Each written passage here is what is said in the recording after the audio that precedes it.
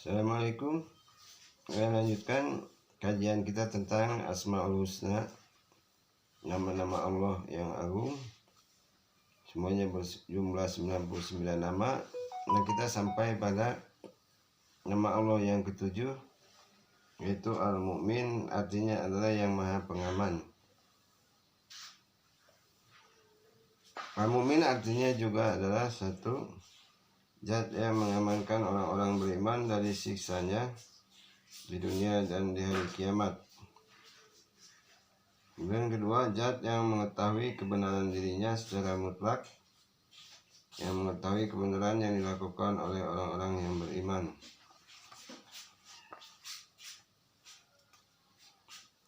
Al-Mu'min adalah nama Allah mustaq atau bentuk jadian dari kata amanah yang artinya membenarkan. Iman termasuk kata mustaq dari amanah yang mempunyai persamaan dengan tasdik, artinya pembenaran. Secara umum orang mengartikan kepercayaan. Para ulama mendefinisikan iman yaitu pembenaran dengan hati dan pengamalan dengan anggota badan. Allah Maha memberikan keamanan. Seluruh makhluk keamanannya ada di tangan Allah.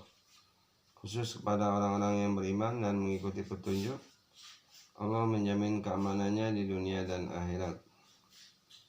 Di dunia aman dari fitnah dan di akhirat aman dari siksa. Allah Maha mengetahui kebenaran, dan kebenaran manusia menurut Allah adalah sinkronisasi antara kata lisan, kata hati, dan perbuatan. Orang-orang yang benar dan cocok antara kata lisan, kata hati, dan perbuatannya dialah al-mu'min yang mendapat jaminan keamanan dari Allah. Al-Mu'min adalah nama Allah. Ketika kita menyeru dan berdoa kepada Allah dengan namanya Al-Mu'min, kita berarti memohon diberikan keamanan, dihindarkan dari fitnah, bencana, dan siksa. Karena Dialah yang maha memberikan keamanan, Dia yang maha pengaman. Dalam nama Al-Mu'min terdapat kekuatan yang dahsyat dan luar biasa. Di situ ada pertolongan, ada perlindungan, ada jaminan, dan ada bala bantuan. Tergantung pada masalah yang dihadapi oleh manusia. Kalau yang dihadapi masalah kelaparan, berarti kekuatan yang diperlukan adalah bahan makanan. Kalau yang dihadapi itu bencana, maka yang diperlukan adalah kekuatan para relawan. Kalau yang dihadapi itu berupa ketakutan, maka yang diperlukan adalah kekuatan ketenangan hati. Kalau masalah yang dihadapi berupa musuh yang akan menghancurkan, berarti yang diperlukan adalah tentara. Ketika kata Al-Mu'min dipakai untuk sebutan hamba Allah yang beriman, berarti hamba itu telah mencontoh dan meneladani nama Al-Mu'min. Mengapa orang yang beriman disebut mukmin? Karena kata lisan, kata hati, dan perbuatannya benar dan sinkron. Hatinya telah membenarkan apa yang datang dari Allah, kemudian mengamalkannya. Dia telah menemukan hakikat kebenaran. Dia telah mendapatkan kekuatan dirinya yang bersumber dari nama Allah Al-Mu'min. Kekuatan itu tidak lain adalah keyakinan dan optimisme yang kemudian melahirkan kreativitas dan inovasi. Keyakinan ini tidak boleh dikotori oleh prasangka buruk atau keraguan-keraguan kepada Allah. Cobalah Anda mengadakan perenungan, bermeditasi, dan menjelajahi seluruh sudut-sudut jasmani Anda. Gambarkan jasad Anda bagai sebuah rumah dan masuklah ke dalamnya dan melihat ruangan satu demi satu. Jika ada ruang yang kotor, segera bersihkan. Perbarui dengan kalimat tauhid la ilaha illallah. Kalimat tauhid itu akan memancarkan kilau cahaya menerangi isi rumah Anda. Dari rumah yang bercahaya Anda bisa mencapai hidup bahagia.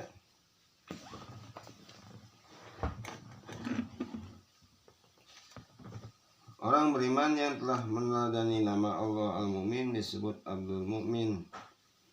Dia adalah hamba Allah yang hidup jejak-jejaknya, hidup penglihatannya, hidup pendengarannya, hidup niatnya, hidup amalnya, sehingga mampu menangkap makna yang tersirat di balik tirai hijab kehidupan.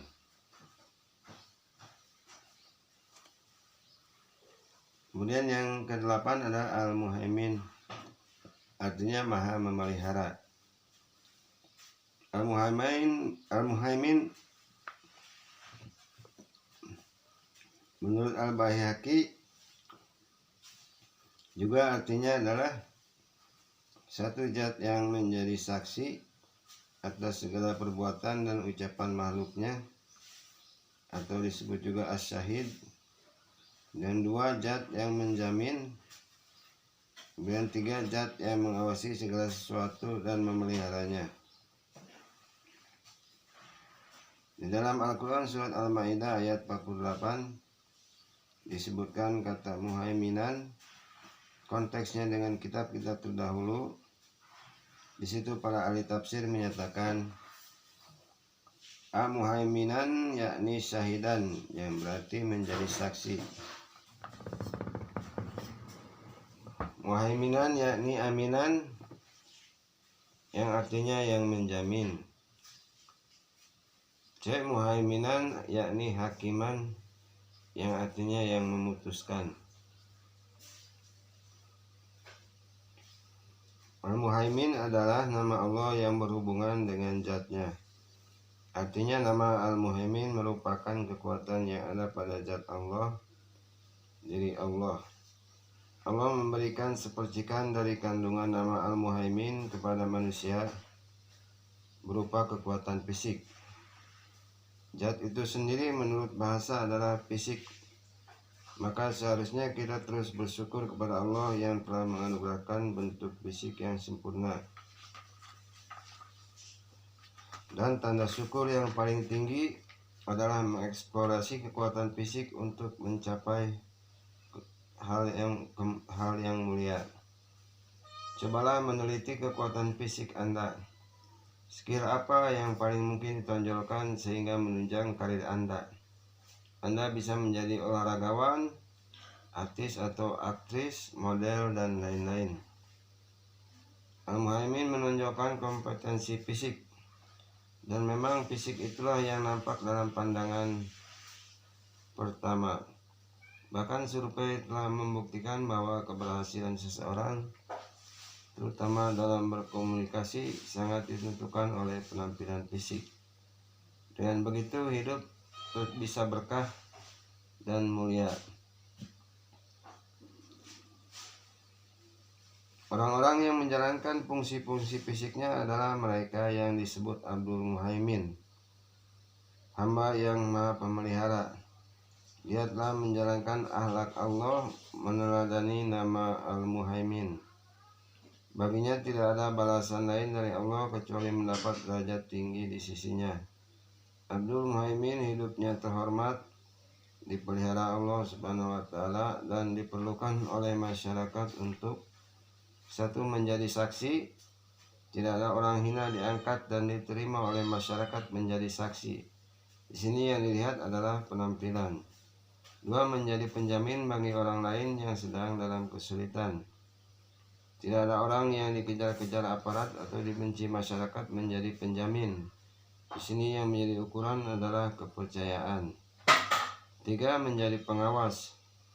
Tidak ada orang bodoh dan tidak ada orang curang yang bisa diterima menjadi pengawas. Di sini yang diutamakan adalah ketelitian dan kredibilitas. 5 adalah menjadi pemelihara. Tiada orang yang lemah diangkat menjadi penjaga atau menjadi juru damai. Di sini yang diutamakan adalah kekuatan. Kemudian nama yang ke-9 adalah Al-Aziz, yang artinya maha perkasa. Disebutkan dalam kitab Al-I'tiqad karya Al-Baihaqi, Al-Aziz artinya satu zat yang memang tidak terkalahkan, yang tidak bisa ditembus. 2, zat yang kuasa dan kuat. tiga zat yang tidak ada tandingannya. Al-Aziz menurut Ibnu Katsir artinya yang tidak bisa dikalahkan dan tidak bisa dicegah. Di dalam Al-Quran, nama Allah Al-Aziz hampir selalu bergandengan dengan nama yang lain. Kebanyakan yang selalu menyertai nama Al-Aziz adalah Al-Hakim, yang maha bijaksana. Digandengkannya dua nama Allah, Al-Aziz dan Al-Hakim, tentu ada maksud dan tujuan. Al-Aziz yang dalam implementasinya kita maknai perkasa dan tak terkalahkan, ternyata oleh Allah tidak digunakan secara semena-mena. Dalam melaksanakan kehendaknya, Allah masih menggunakan nama Al-Hakim yang berarti maha bijaksana. Menjadi jelas Allah sungguh benar-benar sangat memperhatikan hambanya. Berbeda dengan manusia yang cenderung menggunakan kekuatan dan keperkasaan untuk menekan dan menindas yang lemah. Jejak-jejak nama Al-Aziz dapat dibaca dan dilihat sepanjang sejarah kehidupan manusia.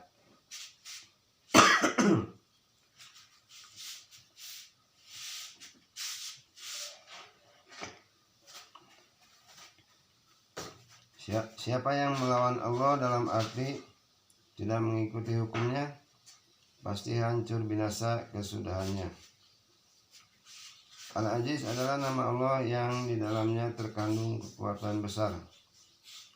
Allah transfer kekuatan Al-Aziz ke dalam diri hambanya, lalu mencuat menjadi harga diri atau izzah.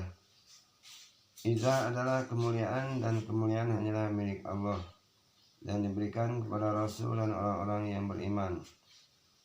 Dengan seperti kekuatan Al-Aziz, orang beriman membangun diri agar bisa tampil gagah dan perkasa, bisa membela diri jika dihinakan atau diserang, bisa survive di saat dalam situasi genting dan gawat.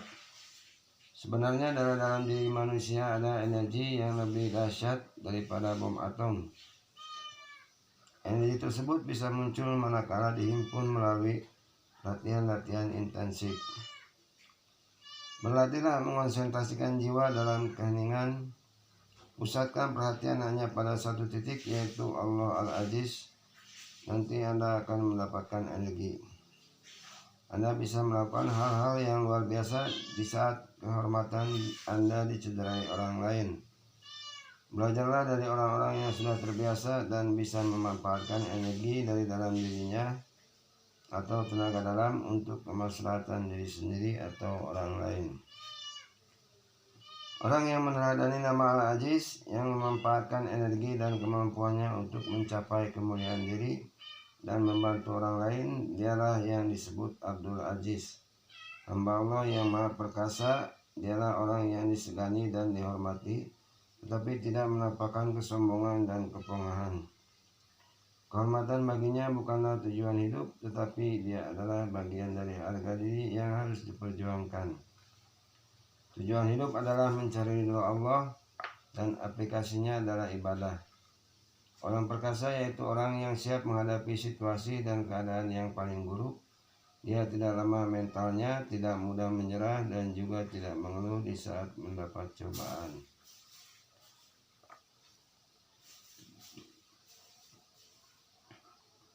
Yang ke-10 adalah Al-Jabbar, artinya maha pemaksa. Al-Jabbar artinya juga adalah satu zat yang tidak disentuh, dua zat yang paling berhak menentukan, tiga zat yang memaksa, empat zat yang memperbaiki urusan makhluk, kelima adalah zat yang menambal keperluan makhluk. Dialah Allah yang maha memaksa, dialah yang punya hak prerogatif, dialah yang tak terjangkau kekuasaannya, dialah yang mengatur dan memperbaiki urusan makhluk, dialah yang menutupi seluruh keperluan makhluk, yang menyempurnakan kekurangan dan melengkapi keperluannya. Nama Al-Jabbar berhubungan dengan pekerjaan Allah. Tak seorang pun bisa menolak jika Allah berkehendak. Singkatnya, hanya Allah sajalah yang mempunyai kewenangan secara mutlak, tetapi Allah tidak berbuat sewenang-wenang. Al-Jabbar hanya milik Allah. Dalam nama Al-Jabbar ada kekuatan yang besar dari atas turun ke bawah dan tidak bisa dicegah. Seluruh makhluk tidak berdaya dan urusan manusia ditentukan oleh Allah.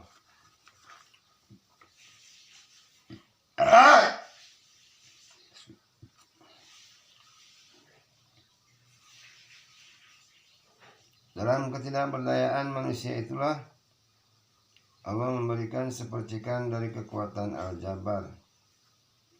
Allah ilhamkan keteguhan hati untuk bisa menyelesaikan masalahnya sendiri. Cobalah Anda bernapas panjang di saat dada terasa sesak. Kemudian dorong dada ke depan dan tahan kedua tangan membentang ke belakang. Pusatkan pikiran kepada Allah yang Maha Memaksa. Yakinlah bahwa Allah telah mendorong Anda untuk bangkit. Munculkan tekad yang kuat dan katakan, aku pasti bisa. Orang yang tunduk pada aturan Allah, patuh atas keputusan Allah, ridho dengan kehendak Allah, disebut Abdul Jabbar. Dia adalah orang yang semangat jiwanya digerakkan oleh nama Al-Jabbar untuk menyelesaikan seluruh persoalannya sendiri, tidak lemah kemauan dan juga tidak pernah menyerah pada kebatilan. Apa yang diyakininya benar, dia akan pertahankan sampai benar-benar menjadi kenyataan. Untuk melawan kebatilan, dia tidak berbuat sewenang-wenang dan tidak juga menghalalkan segala cara. Untuk menghancurkan kemungkaran, dia tidak melakukan kemungkaran yang sama atau melakukan kemungkaran tandingan. Abdul Jabbar, dia juga adalah orang yang peduli kepada orang lain.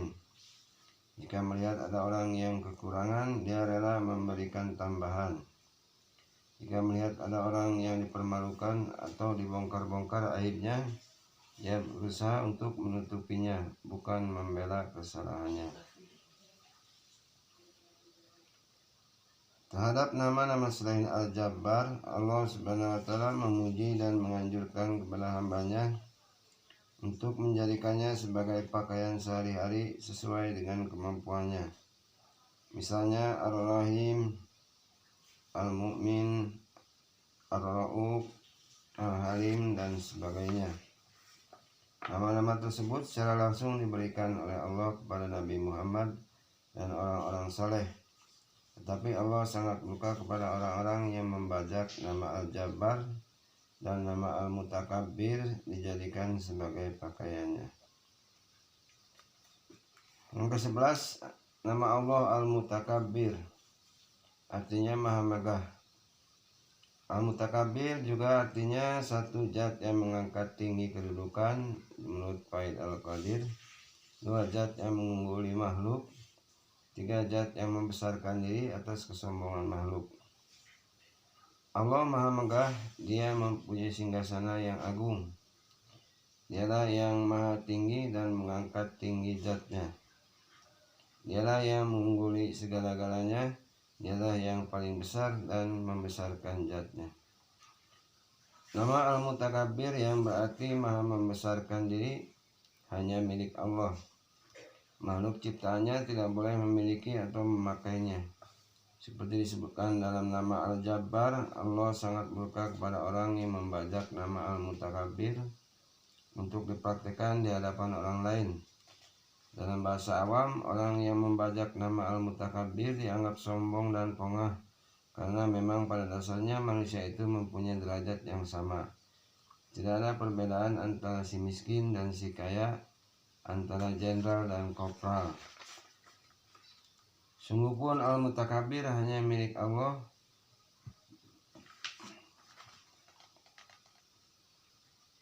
Dan kita tidak boleh berakhlak dengannya. Tapi kekuatan Al-Mutakabbir ditransfer oleh Allah ke dalam diri kita untuk menjadi penyemangat usaha dan cita-cita. Di dalam Al-Mutakabbir terkandung makna kebesaran, dan setiap manusia diberikan naluri dan keleluasaan untuk menjadi besar, tetapi bukan kesombongan. Yang kecil ingin menjadi besar, yang rendah ingin menjadi tinggi, yang lemah ingin menjadi kuat. Di bidang apa saja yang digeluti manusia harus ada semangat menjadi besar. Dengan kebesaran itu seseorang menjadi tersanjung dan terpuji di hadapan sesamanya. Memang setiap orang harus berusaha menjadi besar, tetapi tidak boleh merasa paling besar. Untuk bisa mendapatkan kebesaran dan menjadi orang besar, kita harus berjiwa besar, bergabung dengan orang-orang besar, dan mau belajar dari orang-orang besar. Rasulullah SAW bersabda, keberkahan itu bersama orang-orang besar di antara kamu. Hadis riwayat Al-Baihaqi dan Al-Hakim. Orang yang mendapat posisi terhormat dan tetap menghormat kepada siapa saja, baik terhadap bawahan, apalagi terhadap orang-orang lemah yang hidup sengsara, dia itulah yang disebut Abdul Mutakabbir, hamba Allah yang maha megah. Dia adalah orang yang sukses tetapi tidak lupa diri, berpangkat tinggi tetapi rendah hati, kaya tetapi tidak pelit, pintar tetapi tidak membodohi. Dia senantiasa sadar akan dirinya dan ingat akan kejadian serta tempat kembalinya. Posisi yang didudukinya tidak membuat dirinya sombong, tetapi justru semakin merasa rendah di hadapan Allah. Bukankah Anda tahu rahmat itu datang dari Allah yang maha tinggi, yang mempunyai singgasana yang tinggi? Ibarat hujan yang turun dari atas, pasti yang paling banyak menampung air adalah tempat yang paling rendah. Demikian juga rahmat Allah akan mengucur dan mengalir ke tempat yang rendah, lalu ditampung oleh orang-orang yang tawadu dan rendah hati. Yang ke-12 adalah nama Allah Al-Khaliq, artinya Maha Pencipta. Al-Khaliq juga artinya satu zat yang mencipta makhluk seperti yang sudah ada, dua zat yang memindah-mindah dari satu keadaan ke keadaan yang lain.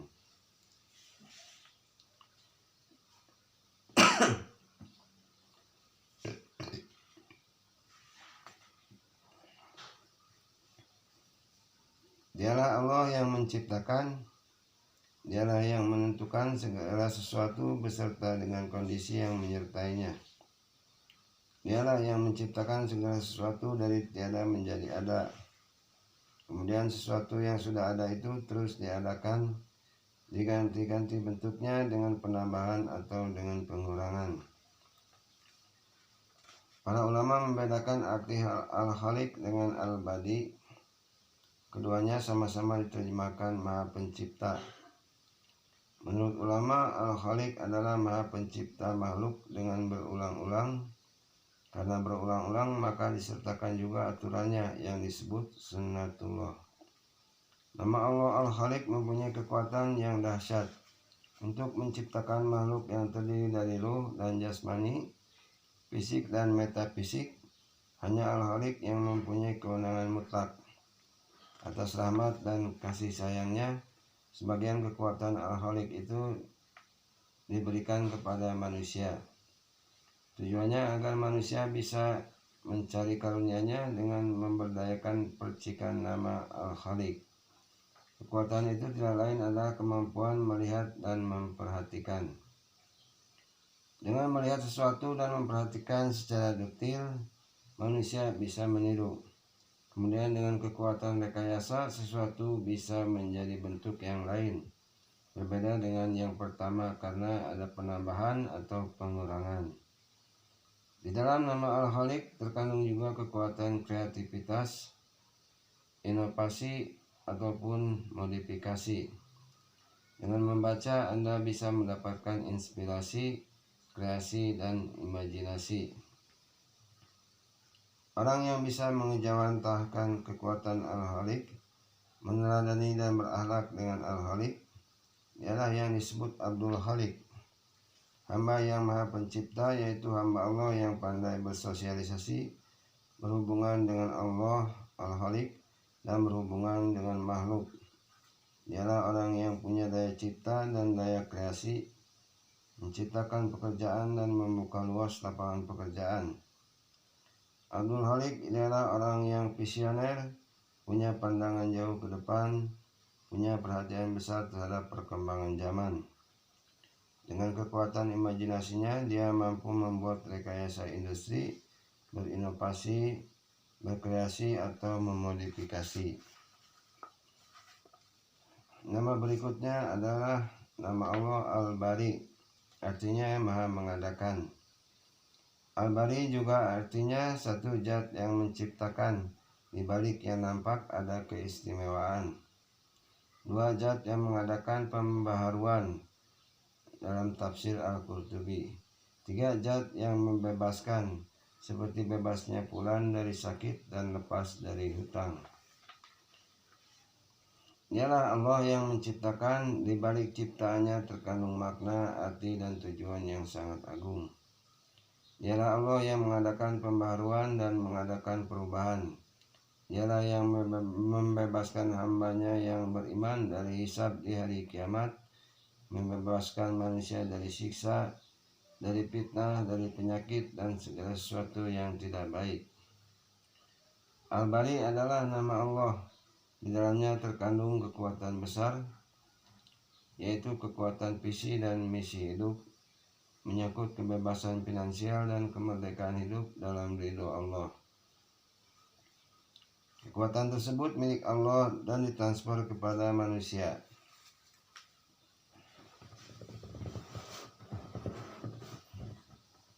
Dalam diri manusia menjelma menjadi semangat yang berkobar-kobar. Tetapi tidak semua orang bisa terbangkitkan semangatnya, kecuali hanya sedikit saja. Lebih banyak orang yang tertidur dan terlena daripada orang yang bangun dan bangkit dari kemalasannya. Cobalah memahami nama Al-Bari, nanti Anda akan bangkit dan bersemangat. Allah saja tidak pernah berhenti mencipta, padahal ciptaannya tidak membuat Allah bertambah jaya. Tanpa ciptaannya Allah sudah maha jaya. Tetapi demi kebaikan manusia, Allah berikan sepercikan kekuatan Al-Bari. Hidupkan kemerdekaan diri, bebas dari tekanan dan himpitan hidup.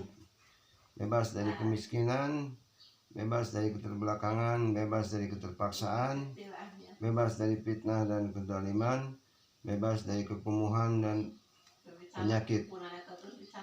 Buatlah visi dan fokuskan pada tujuan, adakan perubahan dan pembaharuan. Tinggalkan kebiasaan-kebiasaan buruk dan cara-cara lama yang tidak efektif. Awalilah dari yang kecil-kecil, misalnya bangun pagi dan berangkat kerja lebih awal. Ketahuilah keberkahan Allah diturunkan di pagi hari. Orang yang bangun pagi didoakan oleh Rasulullah mendapat keberkahan. Mulailah dari diri sendiri, kemudian melebar ke kiri dan ke kanan sehingga menjadi budaya. Jangan melihat lahiriahnya yang kecil, sebab di balik yang kecil itu ada nilai yang sangat istimewa dan besar. Orang yang berdoa dengan Ya Bari berarti berjuang mendapatkan kekuatan untuk mengadakan perubahan dan pembaharuan. Dengan kekuatannya dia bisa membalik keadaan dari susah menjadi senang, dari menderita menjadi bahagia. Dengan kekuatan Al-Bari dia akan bebas dari ketakutan, dari penyakit, dari kemiskinan, dari hutang, dan dari segala sesuatu yang mencelakakan. Orang yang mengadakan perbaikan dan menata ulang agar mencapai hasil yang lebih baik disebut Abdul Bari, hamba yang maha mengadakan perubahan. Meneladani nama Al-Bari sama dengan mengikuti jejak Allah yang tidak pernah berhenti mencipta dan tidak pernah berhenti mengadakan perubahan. Meneladani nama Al-Bari sama juga dengan mencontoh akhlak Allah yang membebaskan makhluknya dari segala sesuatu yang memberatkan, dan Allah tidak memberikan beban kecuali atas kemampuannya. Berikutnya, nama Allah Al-Musawwir artinya adalah maha membentuk. Al-Musawwir juga artinya satu zat yang mencipta dengan bentuk berbeda, dua zat yang mewujudkan bentuk yang dikehendaki, dalam tafsir Ibnu Katsir. Dialah Allah yang membentuk kehidupan, yang membentuk keindahan, yang membentuk apa saja sesuai dengan kehendaknya. Makhluk ciptaannya dibuat dalam bentuk yang berbeda-beda. Semua bentuk masing-masing mempunyai kegunaan dan hikmah yang tinggi.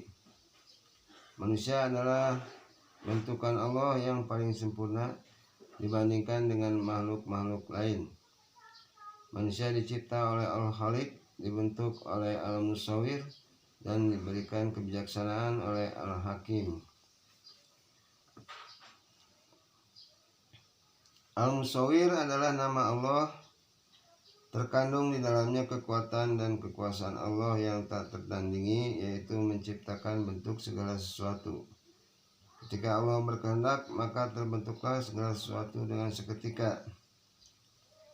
Idza arada syai'an an yaqula lahu kun fayakun. Quran surat Yasin ayat 82. Betul, Allah berfirman kun fayakun, jadilah maka terjadi. Namun Allah berkehendak memberi pelajaran kepada kita bahwa segala sesuatu terbentuk melalui proses. Perhatikan bagaimana Allah menciptakan manusia. Manusia terbentuk dan lahir melalui proses yang panjang. Manusia sebagai karya Allah, bentukan dari tangannya langsung, mendapat aliran kekuatan Al-Musawwir. Secara berangsur perkembangan manusia mengalami revolusi. Misalnya hanya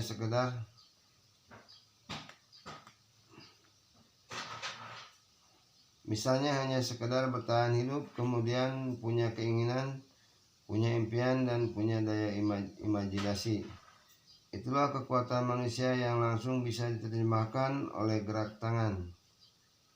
Cobalah Anda gali kekuatan imajinasi dan daya hayal Anda. Anda bisa menemukan ide-ide cemerlang dan gagasan-gagasan yang mungkin belum pernah dicetuskan orang lain. Kemudian melalui tangan, goreskan ide-ide Anda, khayalan Anda, gagasan dan penemuan Anda dengan tangan supaya menjadi kenyataan. Melalui goresan dan bentukan tangan, Anda bisa menjadi penulis buku, Anda bisa menjadi pelukis, Anda bisa menjadi pemahat, dan Anda juga bisa menjadi pelopor dan sebagainya. Orang yang dengan sabar bisa meneladani nama Al-Musawwir dan mewujudkan hasil karya dalam bentuk yang nyata dan berguna bagi dirinya dan orang-orang lain serta lingkungannya disebut Abdul Musawwir, hamba Tuhan yang maha membentuk. Dialah orang yang pandai membuat pola pengembangan hidup masa depan. Dialah orang yang bisa hidup dalam kondisi apa saja dan dalam keadaan apa saja. Karena kemampuannya menyesuaikan diri, fleksibilitasnya yang tinggi memungkinkan dia bisa bergaul dan bisa membuat apa saja. Dan bisa diterima oleh siapa saja, ide-ide dan gagasannya menarik dan disukai banyak orang.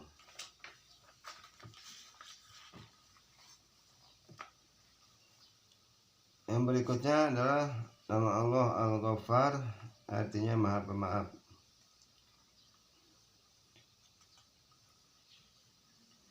Al-Ghaffar juga artinya satu zat yang menutupi dosa hambanya setiap kali melakukan dosa dan meminta ampun.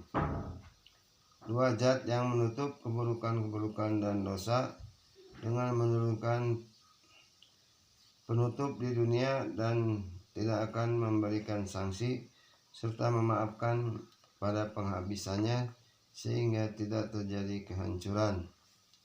Tiga zat yang menutup seluruh yang gaib dan tidak memberikan siksa. Allah Maha Pemaaf. Allah menutupi seluruh dosa hambanya yang meminta maaf. Maaf Allah tidak hanya sekali diberikan. Setiap kali seseorang melakukan dosa dan meminta maaf, pasti Allah memaafkannya. Maaf Allah berarti penutupan dosa, bukan penghapusan. Dosa itu masih ada bekas dan tanda-tandanya, tetapi diputihkan, arsipnya masih ada. Maaf ibarat tip X yang menutup coretan hitam. Kekuatan yang ada dalam Al-Ghaffar yaitu menutup.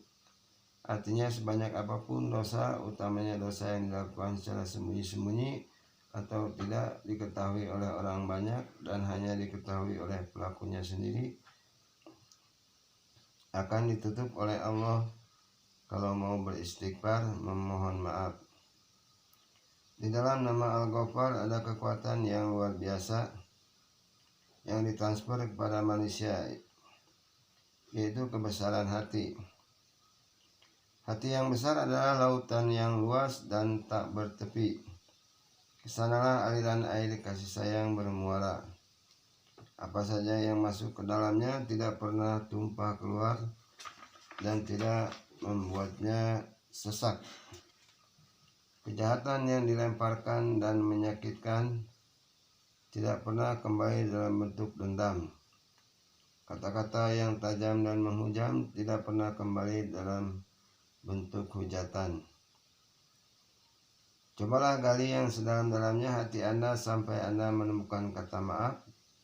Maaf dari kata gufrun yang artinya menutup rapat kejadian apa saja yang tidak menyenangkan.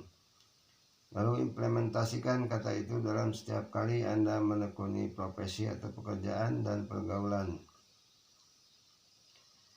Dengan kata maaf, Anda tidak akan pernah mengalami tekanan, stres, atau depresi. Tekanan dan stres bermula dari ketidakmampuan menutupi kesalahan, kekesalan, kekecewaan, penyesalan, rasa malu, dan sebagainya. Tekanan hidup juga terjadi karena dosa, dan itu semua menjadi beban dan penghambat kemajuan Anda. Anda tidak bisa lagi berpikir secara jernih. Anda tidak lagi bisa mencari solusi dan jalan keluar dari masalah yang Anda hadapi.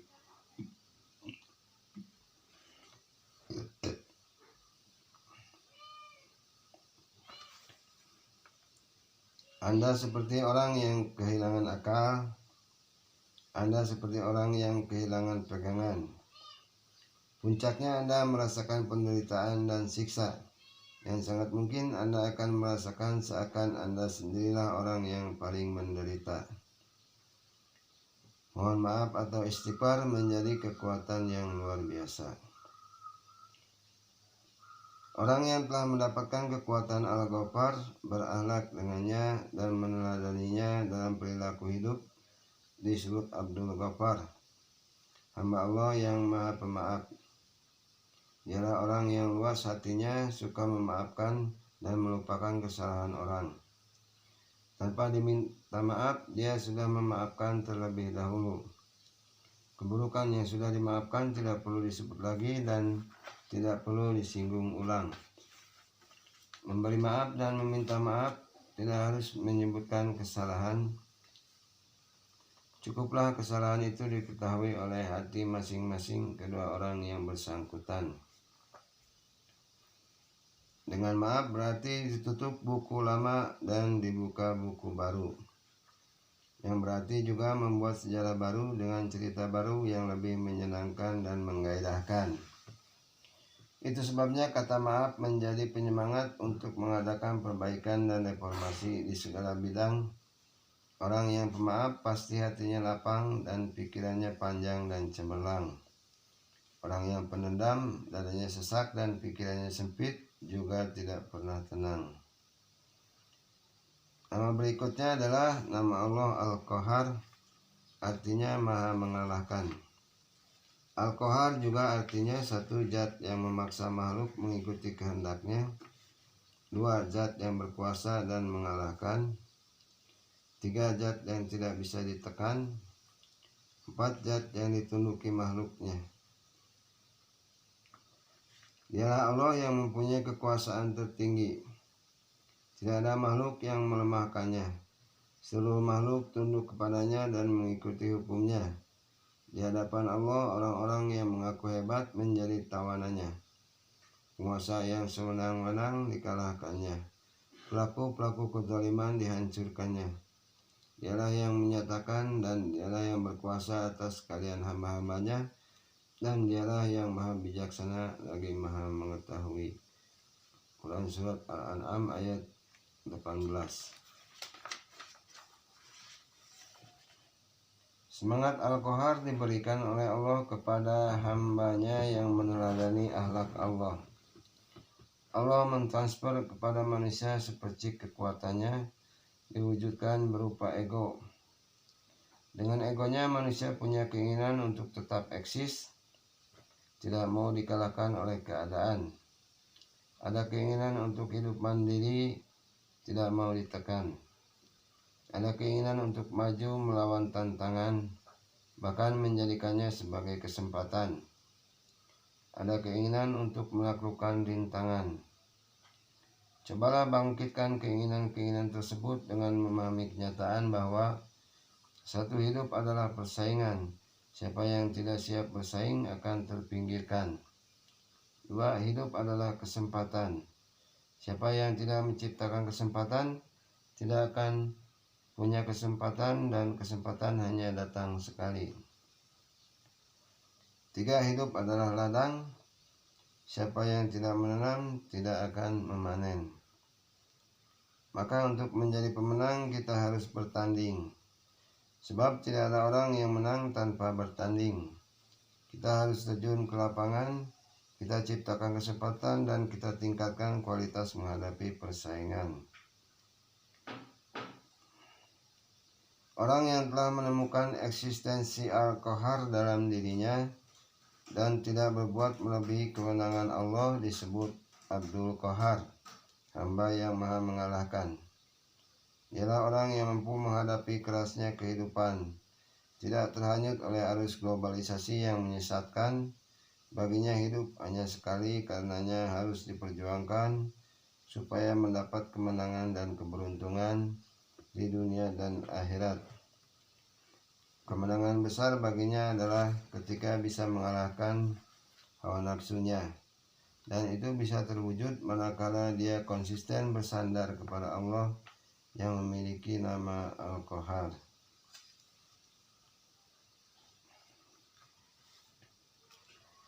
Demikian beberapa nama Allah Asmaul Husna dari nomor 7 sampai dengan nomor 16. Mudah-mudahan bermanfaat, dan kita lanjutkan di kesempatan lain. Wassalamualaikum warahmatullahi wabarakatuh.